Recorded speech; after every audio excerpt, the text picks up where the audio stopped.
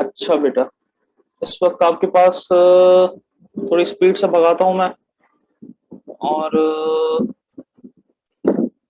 ये सब हो गया था। अच्छा, मैंने ये वाली जो स्लाइड आ रही है सर आपके साथ।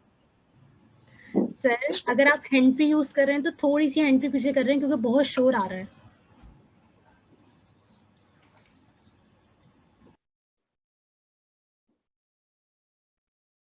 अब आ रहा है शोर? सर अभी बोलें। अब आ रहा है शोर बेटा? नहीं, अब बहुत बेहतर है। ओके, वो असल में मैंने ये ब्रैकेट फैन ओपन किया था ना, तो इसकी आवाज थी गालिबन। ओके, ठीक हो गया।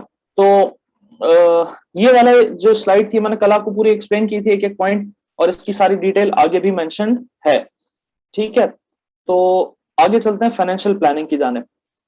अच्छा देखिए, जब हम बात करते हैं फाइनेंशियल प्लानिंग की, तो हमें ये पता होना चाहिए कि व्हाट इज, ये क्या हो रहा है आज क्लास में, what is finance. Before we start the financial planning we must know what is finance. तो अगर मैं आपसे पूछूं कि फाइनेंस क्या है, तो क्या आप मुझे बताना पसंद करेंगे?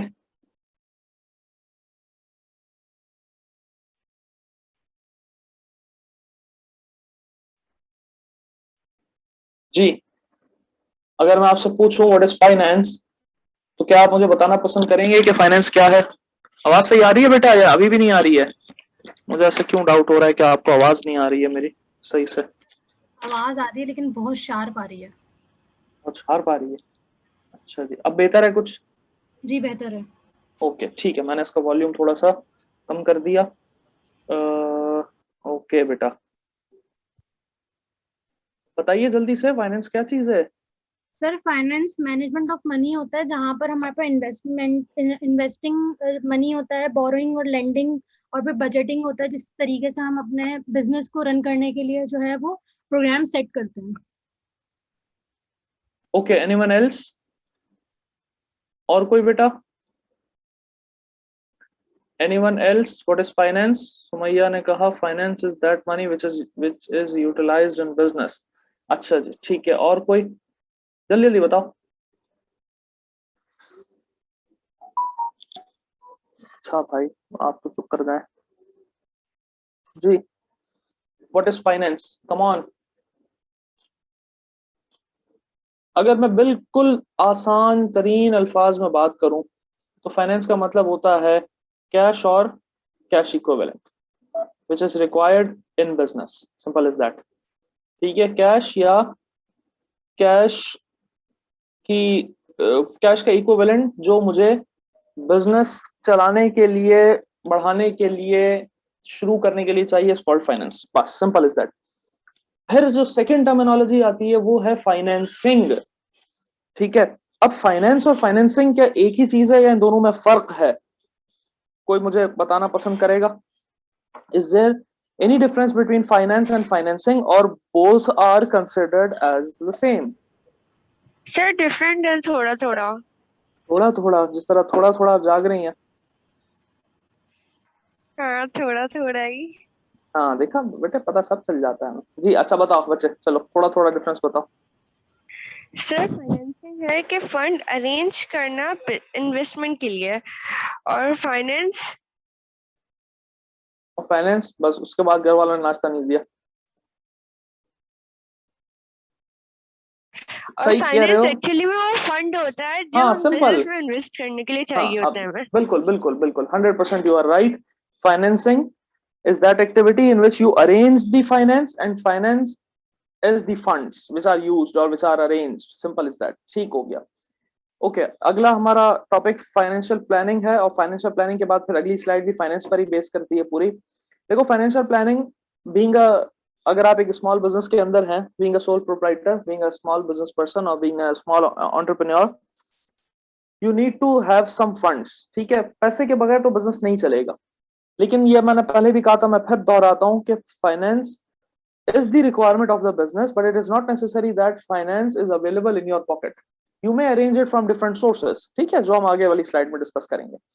लेकिन सवाल ये कि अभी अभी मेरा जो पॉइंट है इस वक्त ये है कि आपके पास फाइनेंस अवेलेबल है, तो आप उसको कैसे वाइजली यूटिलाइज करेंगे।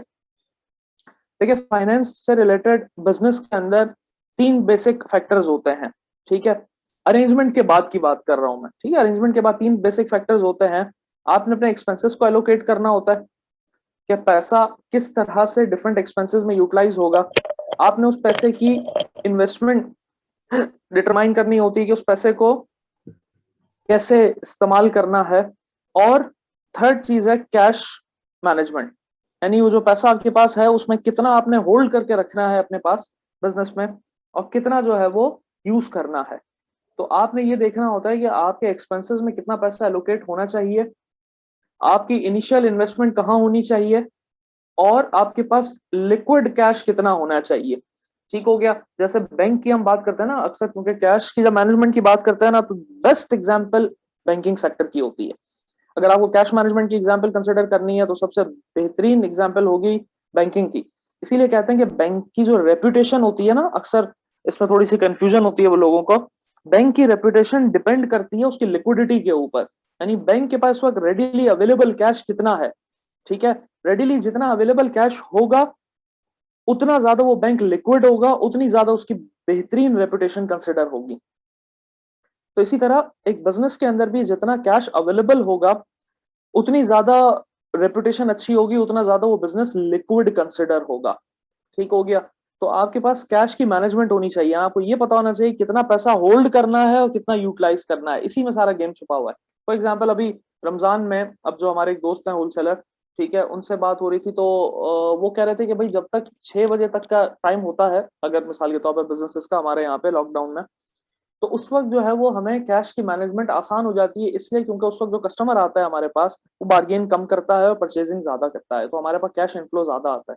लेकिन जब ये टाइम 8-9 बजे हो जाता है ना, फिर वो बार्गेनिंग भी करता है, फिर कैश की रिकवरी भी मुश्किल हो जाती है, अक्सर वो क्रेडिट पे खरीदने की करता है, और जब टाइम कम होता है तो हम उसको क्रेडिट मना करते हैं तो वो स्ट्रेट फॉरवर्ड कैश भी पे कर देता है।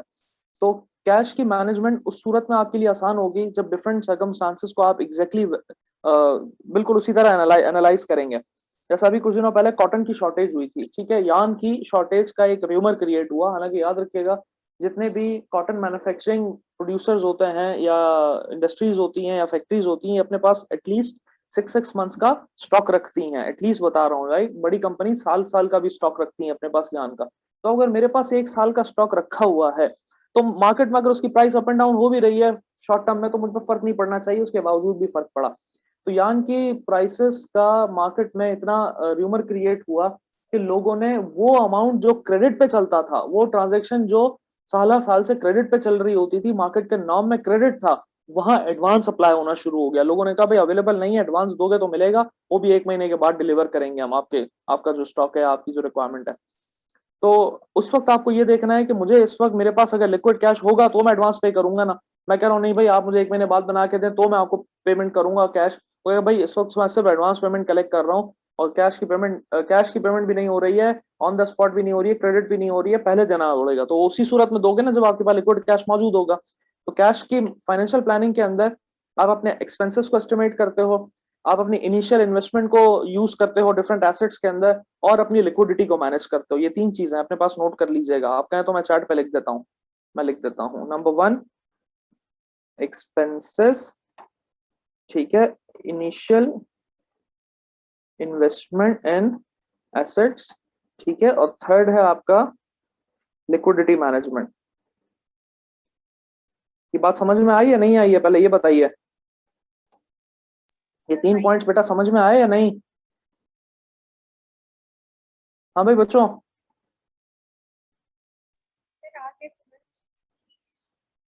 अच्छा जी। तो उसके बाद अगेन कंटिन्यू करते हैं उसको यहीं से। ये तीनों पॉइंट जो मैंने यहाँ लिखे हैं, एक्सपेंसेस और इनकम, ये आ गया, इनिशियल इन्वेस्टमेंट आ गया, और एलोकेटिंग दी फंड्स, वही बात है कि आपने किस तरह से अपने पैसे को इस्तेमाल करना है। ये तीनों की डिटेल यहाँ मेंशन हुई हुई है, ठीक है। और इसी के साथ हमारी ये वाली स्लाइड अपने अख्ताम को पहुंची। अब मैं फाइनेंशियल प्लानिंग वाली जो स्लाइड है उसी को मजीद कंटिन्यू कर रहा हूँ, आप जरा तवक्कुफ कीजिए, मैं वो स्लाइड रन कर रहा हूँ। कितना बच्चा बैठा है मेरे पास आज? 16 बच्चे, ठीक हो गया।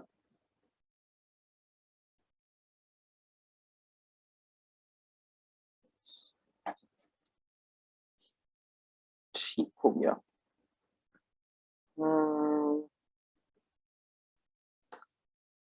अरे भाई कहाँ, बात की थी कि कुछ जो इंडस्ट्रीज हैं वो मिनिमम 6 मंथ जो है वो स्टॉक रखती हैं। सर अगर वो जो है स्टॉक रख लिया है उन्होंने और मार्केट में उनके रेट अप एंड डाउन हो रहे हैं, तो क्या वो एक्स्ट्रा चार्जेस करेंगे, मतलब अपने प्रोडक्ट पे, या फिर नॉर्मल अगर जा रही है तो उनको कोई नुकसान या फायदा नहीं हो रहा है?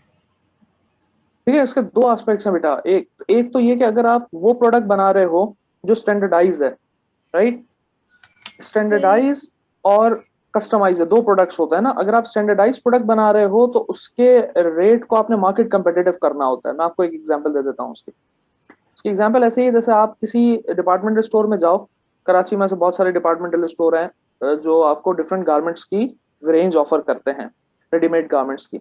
और अगर आप गौर करो तो उन जितने भी डिपार्टमेंटल स्टोर्स हैं उन सब की जो प्राइस रेंज होती है वो ऑलमोस्ट सेम होती है। ठीक है, जैसे आप डिफरेंट चेस के आउटलेट्स पे चले जाओ, डिफरेंट इम्तियाज के आउटलेट्स पे चले जाओ, तो इनके पास जो प्रोडक्ट रेंज होती है, प्राइस की मैं बात कर रहा हूँ, वो मोर और लेस सेम होती है। ठीक हो गया। आप जाओ, मेजोरिटी आपको जीन्स की पैंट चाहिए तो वो ऑलमोस्ट सेम कैटेगरी पे मिल रही होगी, क्योंकि उन्होंने मार्केट कंपेटिटिव प्राइस ऑफर करनी है। तो अगर आप इस किस्म का प्रोडक्ट बना रहे हो जो आपकी मास डिस्ट्रीब्यूशन होती है, तो फिर आपको मार्केट कंपेटिटिव प्राइस ही देनी पड़ेंगे, चाहे आपको सस्ता पड़े पीछे कॉटन या महंगा पड़े। अगर सस्ता पड़ रहा है तो ये आपका डबल एडवांटेज होगा, और अगर एक्सपेंसिव पड़ रहा है तो ये आपको प्रॉफिट मार्जिन कट ऑफ करना पड़ेगा। या आप अपनी प्राइस उतनी बढ़ा सकते हो 10% जितनी मार्केट बेयर कर सके। फॉर एग्जाम्पल, अगर मैं चेजअप का सप्लायर हूँ, अब लाजिम बात है चेजअप के जितने भी आउटलेट्स हैं वो खुद तो नहीं बनाते, ये जितने भी गारमेंट्स हैं ये आउटसोर्स करते हैं डेफिनेटली उसको, फिर उस पर अपना टैग वगैरह लगवा देते हैं। तो अगर मैं उनका सप्लायर हूँ और मैं कहता हूँ कि भाई रॉ मटेरियल के प्राइस बढ़ गए हैं, तो मैं आपकी 10% मार्केट, मैं 10% जो सेलिंग प्राइस इंक्रीज करूंगा प्रोडक्ट के ऊपर।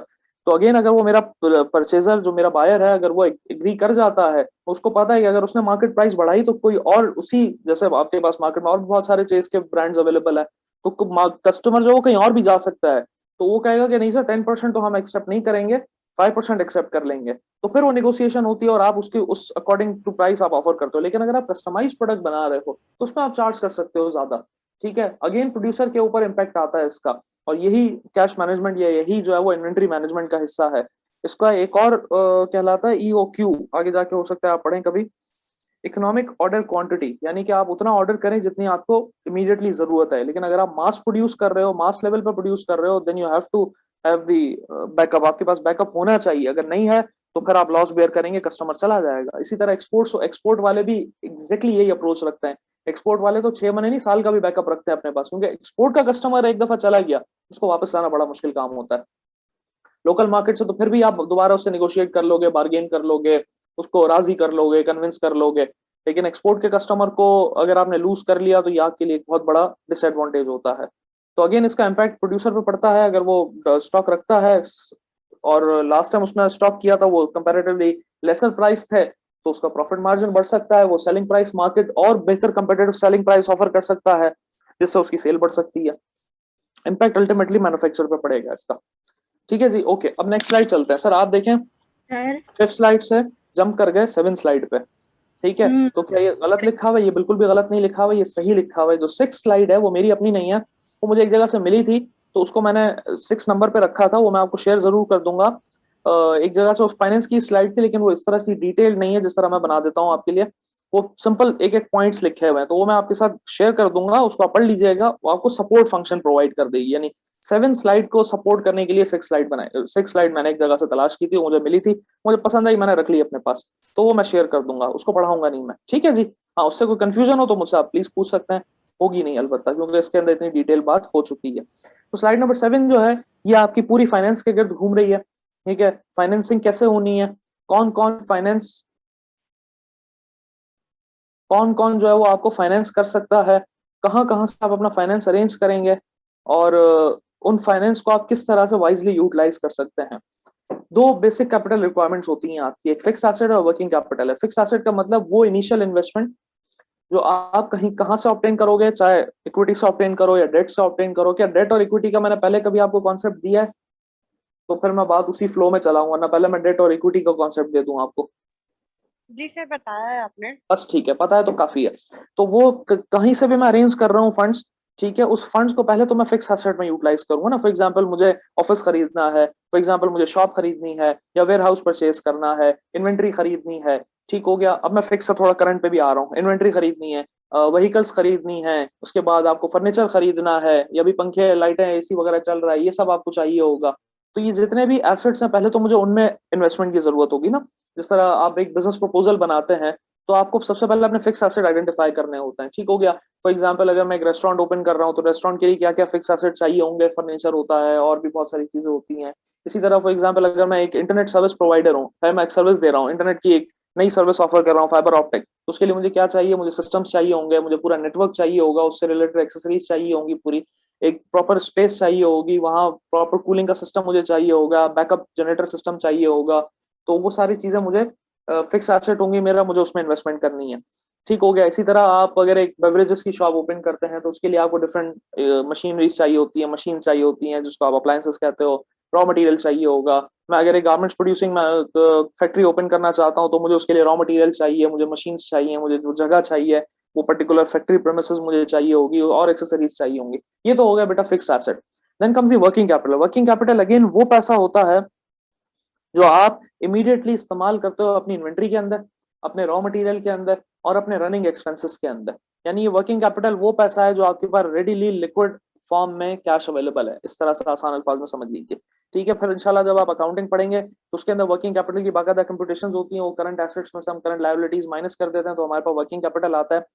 वो भी यही है इन अ नटशेल, वो कैश जो आपके पास इस वक्त अवेलेबल है जो आप रिस्क फ्री यूटिलाइज कर सकते हो। यानी रिस्क फ्री का मतलब ये है कि फॉर एग्जांपल अगर मेरे पास इस वक्त 1 मिलियन 10 लाख रुपए का कैश रखा हुआ है, ठीक है, बैंक में, बिजनेस के अकाउंट में, और मेरी जो लाइबिलिटीज हैं वो है फॉर एग्जांपल 4 लाख रुपए की। डिफरेंट लाइबिलिटीज, करंट लाइबिलिटीज की बात कर रहा हूँ, फिक्स की नहीं, क्योंकि वो तो पीरियोडिकली पे होती हैं।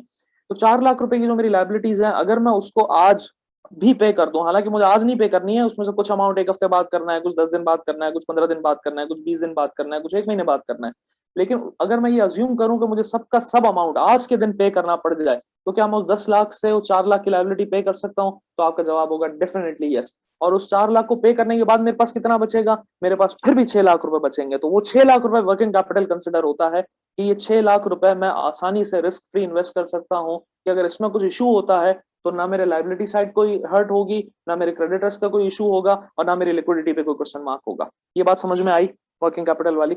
मैं थोड़ा सा तेज जा रहा हूँ, मुझे पता है। यस सर, आ गई। जी बाकी जो सर, सो आगे। रहे हैं, सो रहे हैं वो जाग जाइए।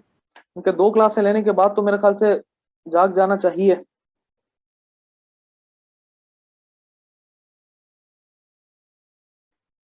उसके बावजूद भी अगर आप सो रहे हैं तो फिर बेटा ये आपकी गलती होगी।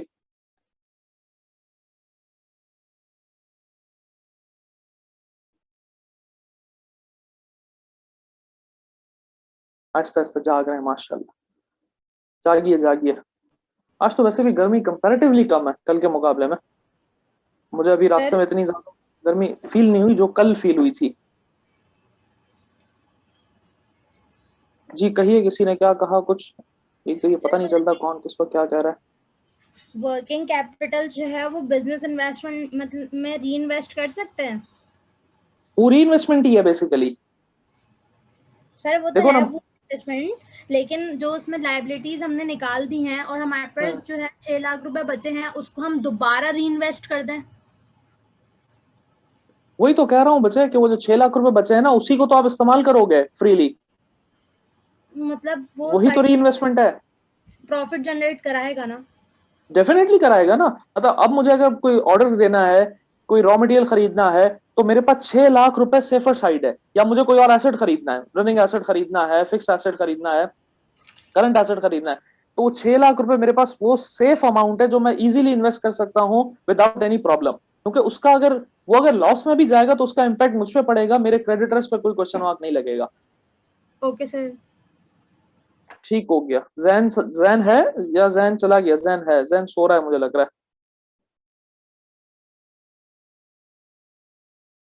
चलें जी, तो ये दो बातें थी फिक्स एसेट और वर्किंग कैपिटल की। आई होप ये आपको समझ में आ गई होंगे और आपने कुछ पॉइंट्स नोट डाउन भी कर लिए होंगे इस हवाले से। चलें जी, अब सवाल ये पैदा होता है पैसा कहां से अरेंज किया जाए। अभी मैं स्लाइड दिखा नहीं रहा आपको।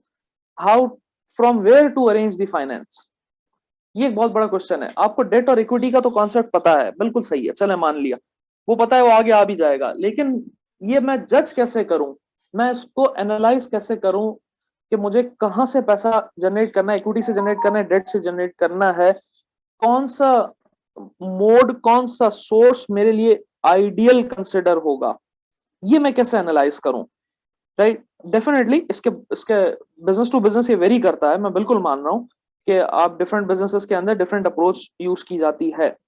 आप पहले बिजनेस को अज्यूम करें अपने पास कि सर मैं ये बिजनेस मेरे जहन में है और इस बिजनेस से रिलेटेड मैं डेट या इक्विटी में से किस तरफ जाऊंगा या जाऊंगी। अब आप सोचें कि आप कौन सा बिजनेस सेलेक्ट करेंगे और उस बिजनेस के लिए आपके नजदीक इक्विटी फाइनेंस ज्यादा बेहतर होगा या डेट फाइनेंस। डायरेक्टली आप मुझे सोर्स ना बताएं, क्योंकि अगर आप मुझे सोर्स बताएंगे तो मैं कहूंगा कि भाई फला बिजनेस में ये सोर्स अप्लाई नहीं होगा। तो पहले आपको बिजनेस अज्यूम करना है कि सर मैं ये वाला बिजनेस है मेरा, ठीक है, ये इसका मॉडल है, और फिर इसके लिए मुझे फंड्स चाहिए होंगे, तो मैं कहां से ऑब्टेन करूं, और उसको आपने जस्टिफाई करना होगा कि वहां से आप क्यों ऑब्टेन कर रहे हैं। फिर मैं इंशाल्लाह कुछ एग्जांपल्स देता हूं आपको। कोशिश कीजिए आप सोचें, 1 मिनट दे रहा हूं सोचने के लिए, फिर 1 मिनट में मैं जवाब लूंगा।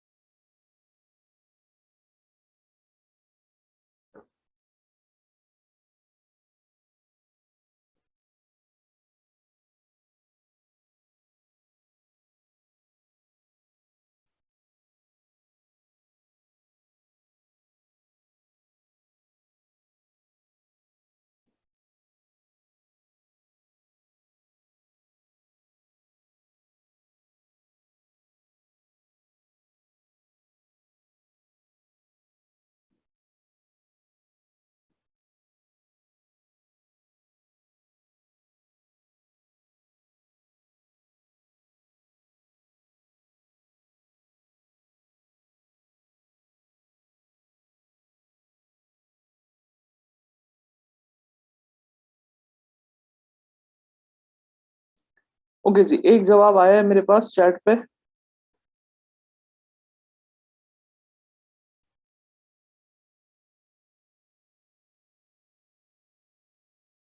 ठीक है, ये थोड़ा सा और एलेबरेट करें बेटा।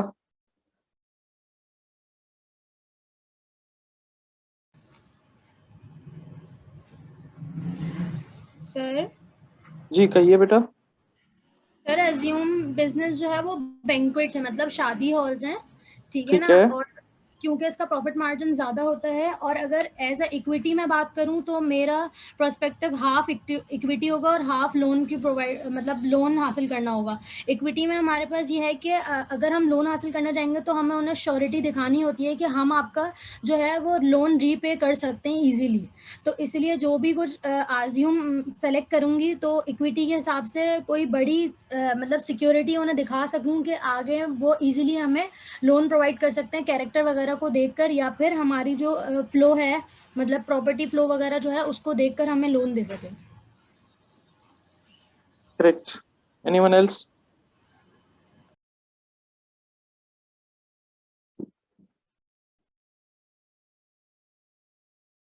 और कोई बेटा?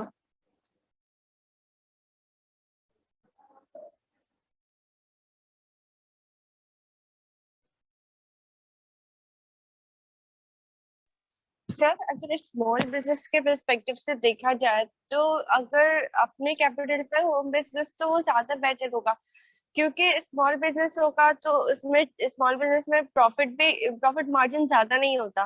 तो जब प्रॉफिट मार्जिन ज्यादा नहीं होता है तो जो लोन या जो भी इन्वेस्टमेंट होगा, मतलब हाँ जो भी हमने लोन लिया हुआ होगा उसकी रीपेमेंट के चांसेस इतने नहीं होते हैं, तो इसलिए अपने कैपिटल पे ज्यादा।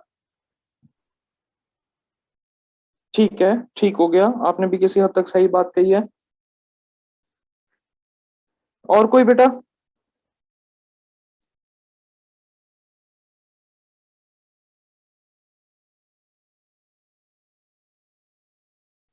जी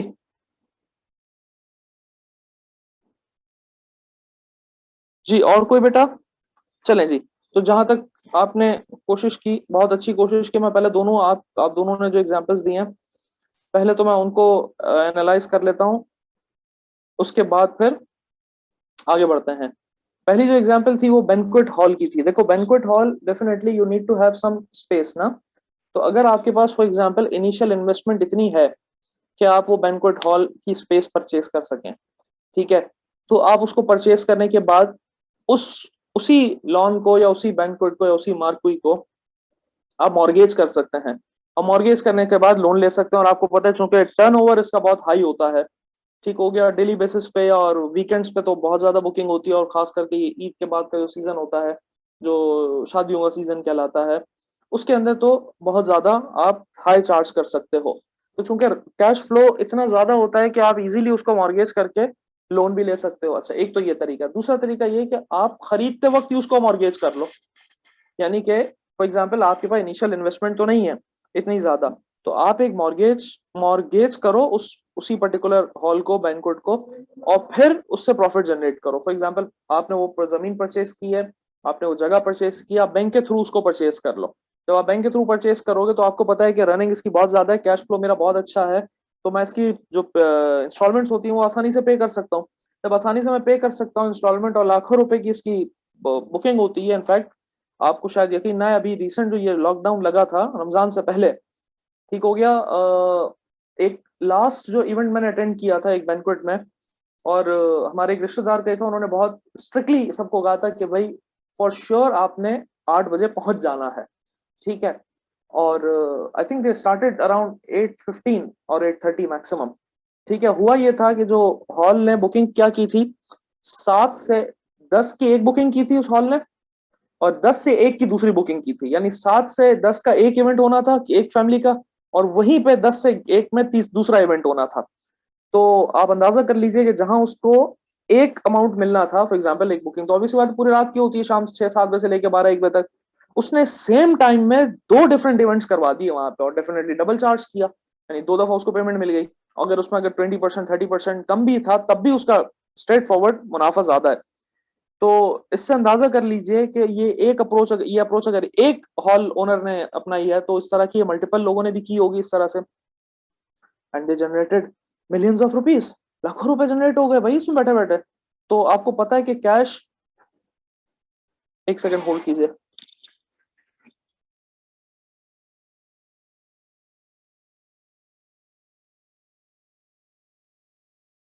क्योंकि कैश जो जनरेटिंग कैश जो जनरेट हो रहा है, कैश फ्लो जो जनरेट हो रहा है वो बहुत ज्यादा है। तो उस पे हाफ पे आप कहते हो भाई ये काम करते हैं, बजाय इसके कि हम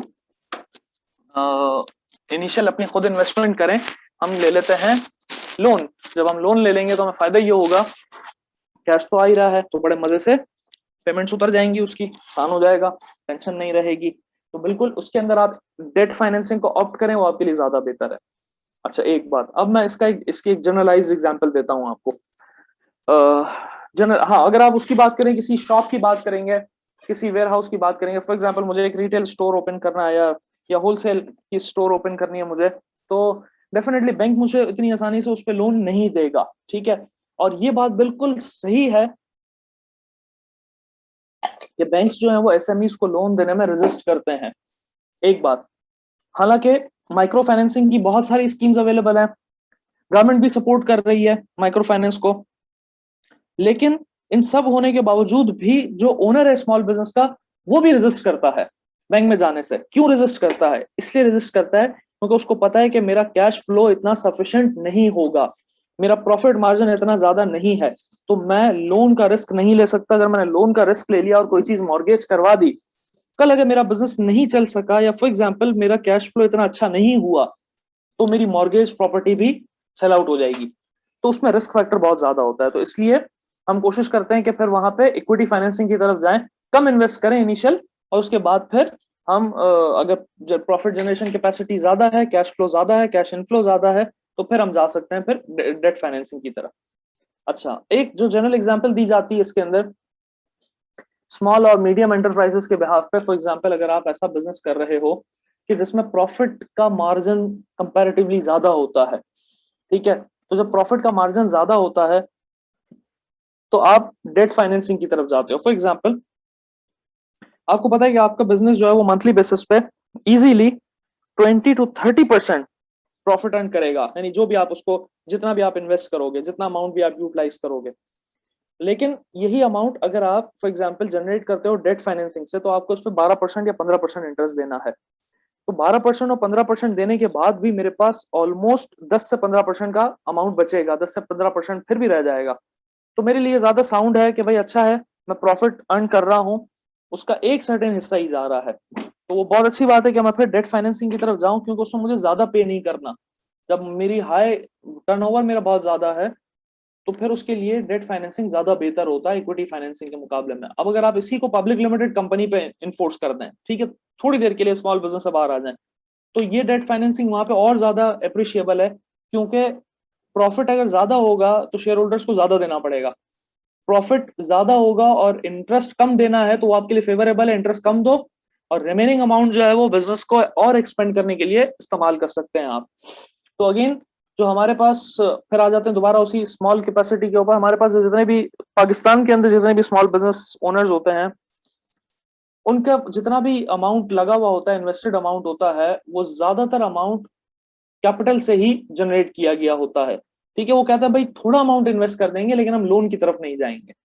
रीजन इसलिए क्योंकि मार्केट में कंपटीशन भी ज्यादा होता है, फिर आगे अनसर्टेनिटीज बहुत ज्यादा होती हैं, खास करके अभी जो ये जो पिछले साल से हम देख रहे हैं दुनिया में सूरत हाल, तो अनसर्टेनिटीज बहुत ज्यादा है। ऑल्दो पाकिस्तान में इतनी नहीं है जितनी दुनिया में है, इसीलिए जो मैं आपको अभी बता रहा था ना, ये यान की डिमांड की और एक्सपोर्ट की, क्योंकि दुनिया बंद थी और पाकिस्तान खुला हुआ था ज्यादातर, तो पाकिस्तान को एक्सपोर्ट के बहुत ज्यादा ऑर्डर्स आए थे गारमेंट्स के अंदर, क्योंकि मेजोरिटी दुनिया ने अपना ठीक ठाक स्ट्रिक्ट लॉकडाउन किया हुआ था। और हमारे वजीर आजम साहब की शुरू से ही ये पॉलिसी थी कि हम पिछले साल के बाद, यानी फर्स्ट लॉकडाउन के बाद, कि हम अब उसको 100% लॉकडाउन की तरफ नहीं जाएंगे। इसलिए नहीं जाएंगे क्योंकि हम उसको बर्दाश्त नहीं कर सकते, हमारे पास अनफॉर्चुनेटली परचेसिंग पावर नहीं है हमारी इतनी कि हम उस लेवल का लॉकडाउन कर सकें। तो उसका बेनिफिट भी हुआ, बेनिफिट ही हुआ है देखा जाए तो हमारी कंट्री में, कि हमें उसका ज्यादा कोई तावान भरना नहीं पड़ा, उसकी ज्यादा कीमत अदा नहीं करनी पड़ी, केसेस कम थे और फायदा ज्यादा ही हुआ।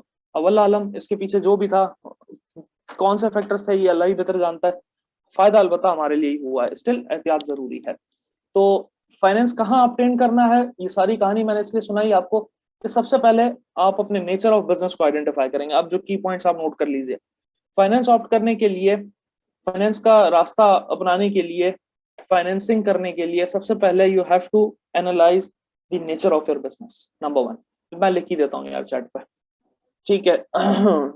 Nature of business, nature of business, चलो नटूरे हो गया, ठीक है। नेचर ऑफ बिजनेस आपने आइडेंटिफाई करनी है। देन कैश इनफ्लो, ये आपने देखना है कितना कैश इनफ्लो है आपका, ठीक है। फिर प्रॉफिट मार्जिन आपका कितना है। इन तीनों पॉइंट्स को सामने रख के आप डिसाइड करेंगे कि मुझे डेट की तरफ जाना है या इक्विटी की तरफ जाना है। इज इट क्लियर बेटा? हाँ जी, ये बात सही है, यहाँ तक क्लियर हो गई बात? Yes sir. ठीक है जी। अगेन यहाँ पे भी एक स्टेटमेंट उसी तरह का लिखा हुआ है, आप पढ़ सकते हैं। अ न्यू बिजनेस और major expansion of any existing business should be evaluated with great care, paying particular attention to its capital requirement. For example, the firm's fixed assets should be financed with equity funds, यानी कि वो कहता है कि भाई आपके जो fix assets हैं उसके लिए आप इक्विटी की तरफ जाएं, क्योंकि वो आपकी ओनरशिप में होगी, उसको किसी को मॉर्गेज नहीं करना पड़ेगा। कल अगर कोई नुकसान होता है तो कम से कम आप उस फिक्स एसेट को बेच सकते हैं कि वो आपकी अपनी ओनरशिप में होगा, ठीक है। और डेट फंड्स आप वहां जाएं जिस एसेट की लाइफ उस डेट फंड के बराबर हो। फॉर एग्जांपल, मुझे रॉ मटेरियल खरीदना है या मुझे इन्वेंट्री खरीदनी है, तो उसके लिए मैं बैंक लोन हासिल करूं, मुझे पता है कि भाई 1 साल की इन्वेंट्री 1 साल में बिक जाएगी, ठीक है, तो मैं 1 साल का लोन ले लेता हूं उसके ऊपर। तो ये कहता है कि फिर वो डेट जिसकी लाइफ उस एसेट के बराबर हो वो ज्यादा प्रोडक्टिव साबित होता है। ये जो आखिरी में लिखा है ना यहाँ पे, ये debt funds having a maturity approximately equal to the productive life of asset. आप ये देखो, मैं फिर एग्जांपल दे देता हूं आपको कि आप वो जो एसेट खरीद रहे हो, फॉर एग्जांपल जो मशीन आप, सॉरी, जो आप इन्वेंट्री खरीद रहे हो, उस इन्वेंट्री आपको पता है कि ये 1 साल तक के अंदर इजीली सेल आउट हो जाती है, यानी प्रीवियस रिकॉर्ड ही कहता है कि 9 महीने, 10 महीने, 11 महीने में ये मार्केट में इजीली सेल आउट हो जाती है, तो मैं 12 महीने का लोन ले लेता हूँ उसके ऊपर और फिर इस इन्वेंट्री को उस लोन से खरीद लेता हूँ। जब इन्वेंट्री सेल आउट हो जाएगी, प्रॉफिट आ जाएगा, लोन की रीपेमेंट भी हो जाएगी। समझ में आ गई बात? समझ में आ गई बात? जी सर Yes, आ अगर गई। sir. रिप्लाई नहीं करोगे ना तो ऐसा लगेगा कि पता नहीं जी सर आ भूतों गई। को सर पढ़ा आ रहा हूँ। गई, सर आ गई। ठीक है, तो कंटिन्यू करते हैं। अच्छा, मीटिंग एंड होने वाली है, ठीक है, और मीटिंग एंड हो जाएगी तो हम रिज्वाइन करेंगे और इस वक्त अजान का भी टाइम होने वाला है। ठीक हो गया, तो मीटिंग एंड हो जाए, रिज्वाइन कीजिए, फिर यहीं से यानी डेट और डेट और इक्विटी फाइनेंस से कंटिन्यू करेंगे बात अपनी। ठीक है बेटा?